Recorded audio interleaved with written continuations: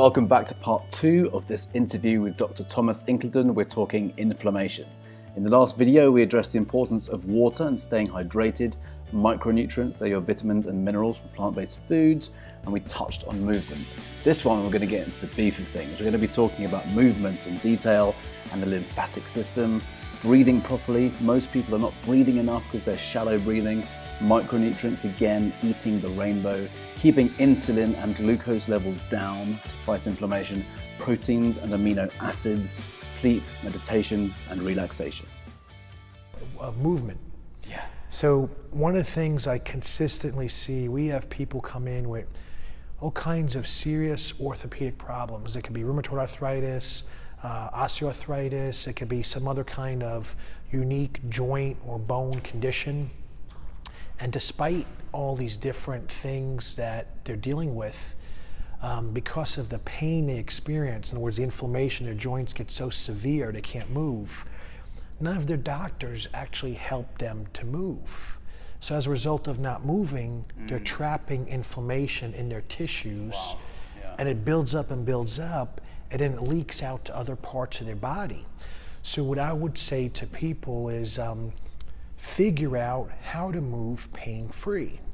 And let's just say, for example, let's say like I was incapacitated. Let's say I can't move my lower body at all.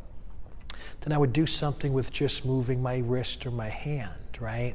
In other words, start off, you want your movement to be pain-free, because if there's pain, it may not be a good decision to force the pain. Yeah. So first figure out what you can move pain-free, and then build on that. One of the things that we found is you could literally start with someone who's got so much inflammation in their joints and their body, like an autoimmune condition, like a rheumatoid arthritis, where it's painful to move. You could start with their hand or their wrist, and they're moving it around in different movement patterns.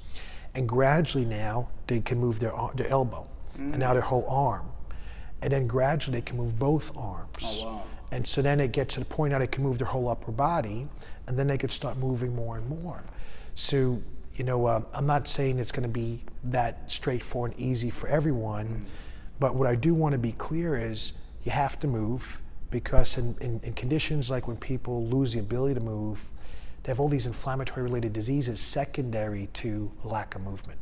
Right. Right. So we got to move. Physical activity is so important, isn't it? But it's about the relative dose for the individual.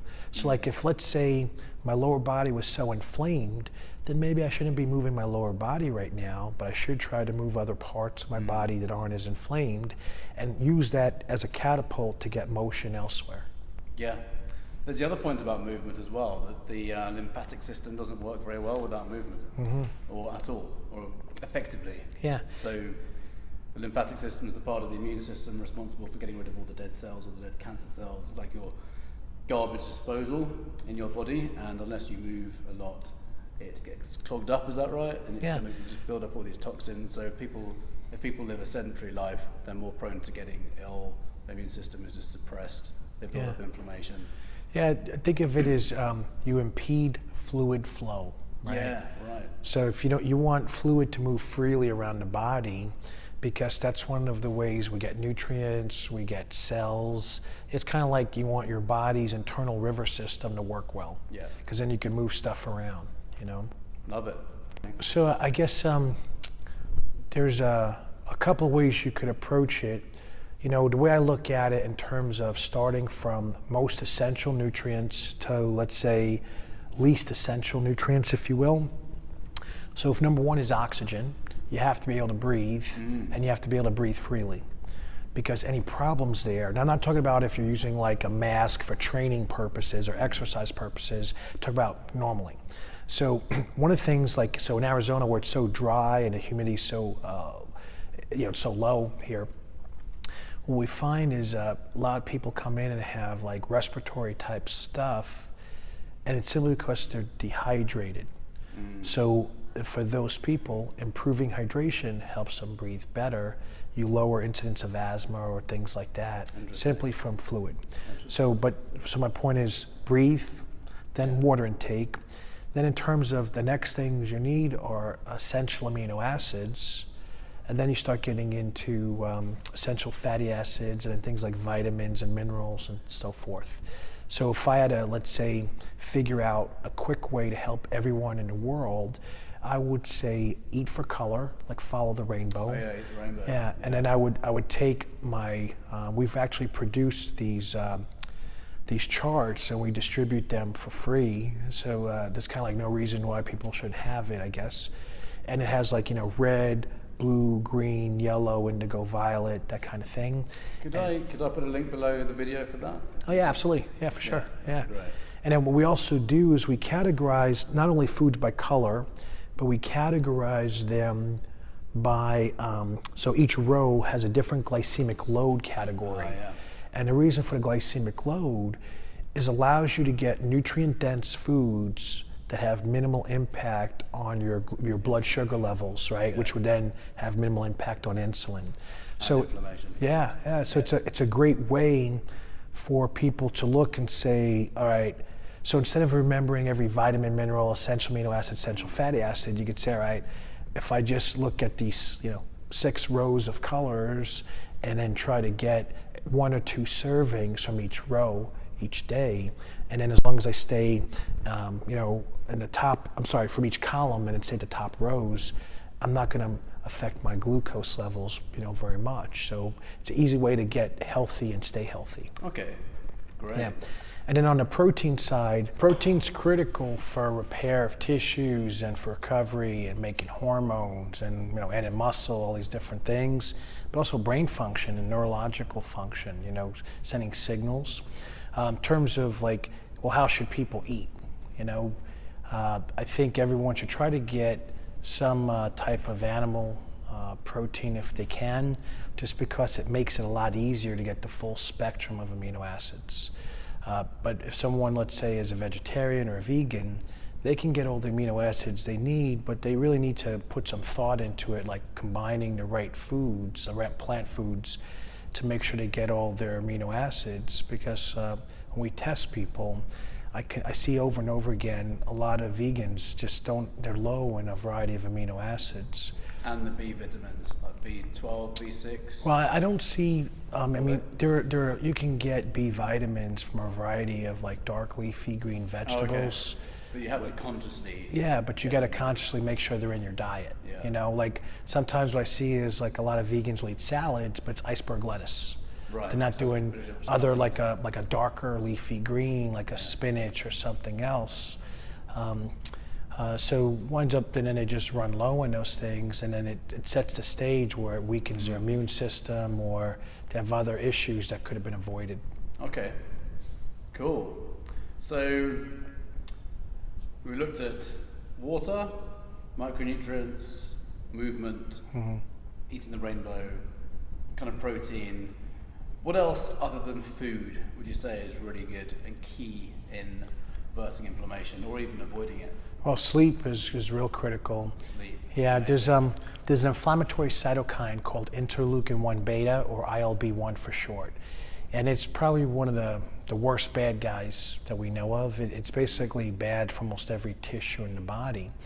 And when people have a sleep issue, so whether it's sleep insomnia, where they kind of like can't turn their mind off, or whether it's something like a sleep apnea, where they simply can't breathe as well as they should while they're sleeping, those types of sleeping conditions result in significantly elevated interleukin-1 beta, which means they're going to have a lot of inflammation. Oh, wow. So quality of sleep is key.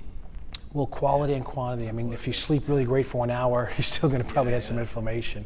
So we got to make sure that you need enough sleep for full recovery. Yeah. And easy way to know that, when you wake up while you're tired.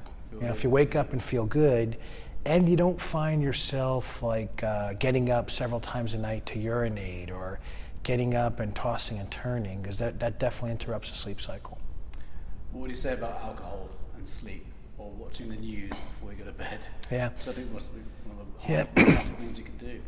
Well, and so in terms of like a hierarchy, if you like a priority, first you make sure you can breathe, then you worry about light, right?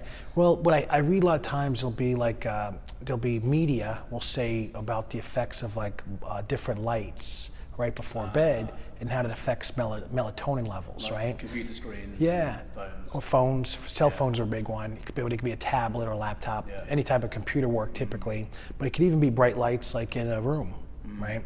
The thing though is that when they're focusing on melatonin, but if you look at the United States, the overwhelming issue right now is overweight and obesity.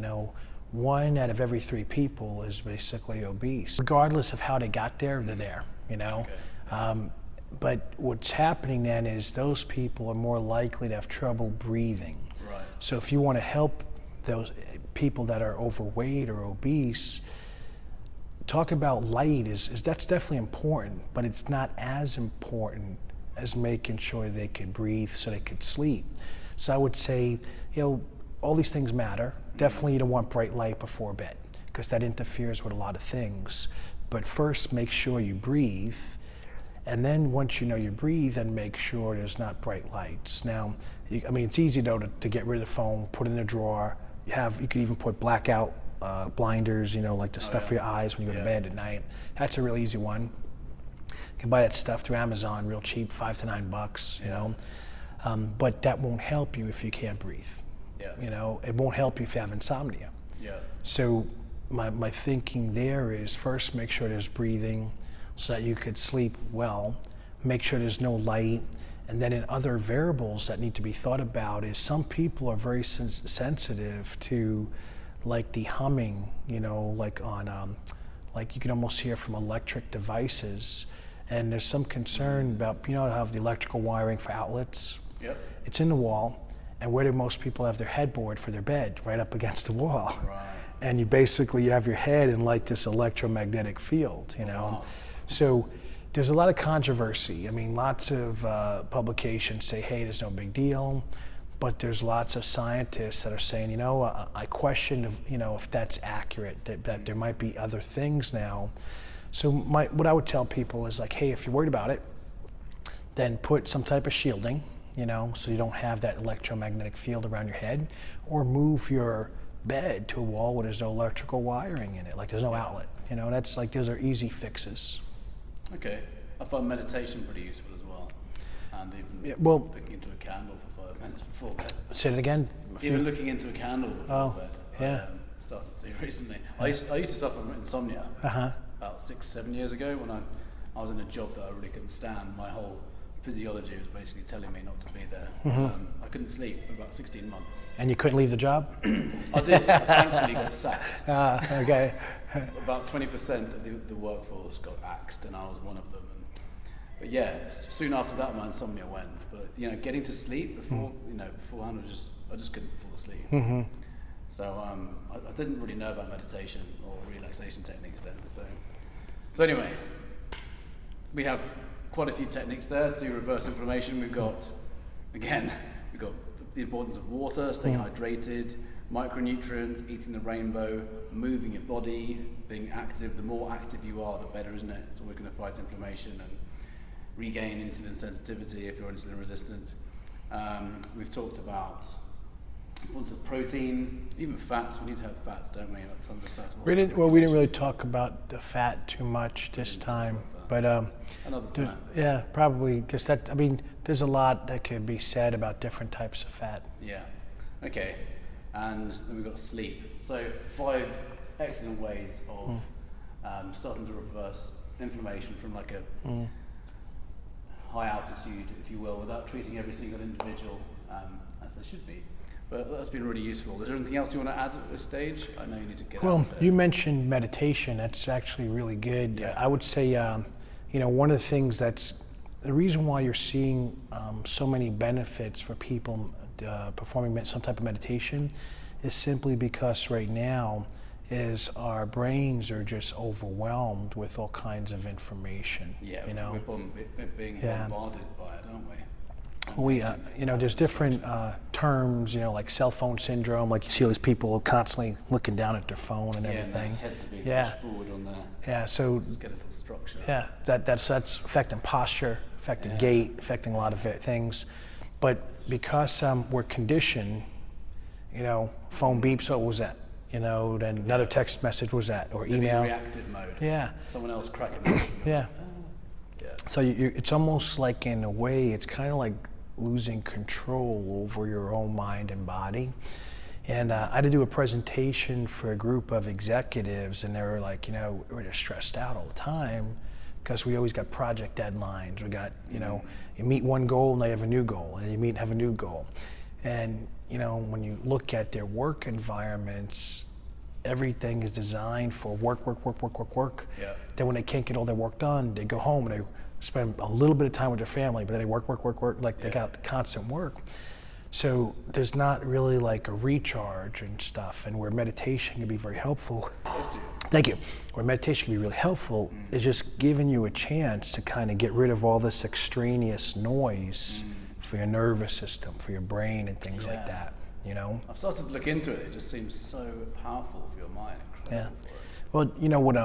One of the things I was looking into here was sensory deprivation chambers, or like a flotation tank. So you just kind of lay in there. So the idea behind it is kind of get rid of any sound or light, anything that could be disruptive. And some people do extremely well with that. Problem I found is that you just needed so much salt, and you had to change the water so frequently to maintain, you know, hygiene and proper hygiene and stuff. Like in this, it wouldn't be a good fit here. Like I think it's actually a better fit for people just to buy them and have them in their homes. You know, that way you're the only person using it. You can just bathe in your own. Well, I mean, it's if you have enough. I mean, what you would do is like shower before going into it. Yeah. So now you're less likely to contribute any contaminant material. And then the salt that's in there, it's so much, like it's enough salt so you could float. So because of that, I mean, it's crazy numbers, like hundreds and hundreds of pounds of salt, right? So because of that, it's extremely unlikely anything's going to grow in that, right? Yeah. Because it would kill off bacteria and stuff for the most part. But it just limits, you know, like if I was having it in a public setting where I got, you know, one patient and another, our standards, you know, we would have to replace the water and the salt. So then the timing effect would take all day long with all the salt you have to keep putting in. Yeah. Because it's kind of like you have to let it get conditioned, you know? So not practical. No, it's not. You know, but we're looking at other options though as well. Like it would be nice to have almost like a gel air type of model. So imagine if you're laying on something and you can feel like you're floating. You're making me sleepy. Yeah. Well, it just shows you how, I think one of the things that I notice all the time is just how much people need relaxation. Yeah. You know? We're living in this age of, like you said earlier, instant gratification and hyper distraction. We never take time out for ourselves anymore. Yeah. Something I've started doing as well since being in the States. Yeah, really, really valuable. Thank you for that. Oh, my pleasure. That's been awesome. Yeah. Should we do a quick recap once more? Recap several times. Okay. Stay hydrated with good quality water, preferably. Micronutrients. Eat the rainbow. And we're going to have a link below the video for this rainbow chart. Say rainbow diet, whatever you want to call it. Diet. Moving, physical activity. It's great for getting rid of inflammation and keeping the lymphatic system working. We talked about protein for a bit, and we talked about sleep and meditation. So really great ways to reverse inflammation. Thank you for listening. See you in the next video. This is Tom Incledon. Thank you so much. As a good memory recall test. Yes. Absolutely. And I'm going to go and see you in the gym. Absolutely. Get whopped by you again. Thank you. You're welcome. My pleasure.